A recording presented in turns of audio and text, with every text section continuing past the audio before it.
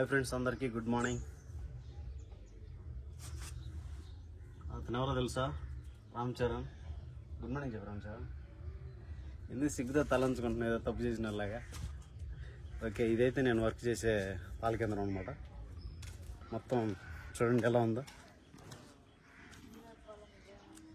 వీరాపాలెంలో ఈ ఏరియా ఎక్కడుందో ఒకసారి కామెంట్ చేయండి. దీనికి ఒక సపరేట్ పేరు ఉంది, ఈ ఏరియా పేరు. తెలిసిన వాళ్ళు కామెంట్ చేయండి. చెప్పగాకు, తెలుసుకోవాలి వాళ్ళు, వీడియో చూసేవాళ్ళు.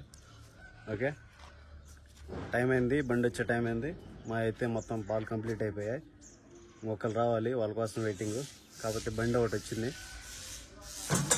ఆ టైంకల్లా వాళ్ళు వస్తారా రారనేది డౌట్. ఓకే, మరి అందరికీ హ్యాపీ ఉగాది శుభాకాంక్షలు. అందరికీ హ్యాపీ ఉగాది. బాయ్. పండగ బాగా జరుపుకోండి. బాయ్. వచ్చాను. ఇంకో విషయం ఏంటంటే, కుర్చీల్లో ఒక రకంగా దొంగలు పిల్లల్ని అపహరించే వాళ్ళనే చెప్పుకోవాలి.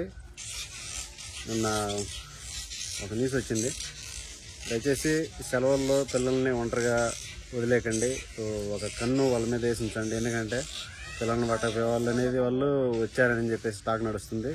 నిన్నైతే కుర్చేడు పోలీస్ స్టేషన్లో మన నమశివాపురం నుంచి ఒక వ్యక్తిని తీసుకొచ్చి అక్కడ పోలీస్ స్టేషన్లో అప్పగించారు.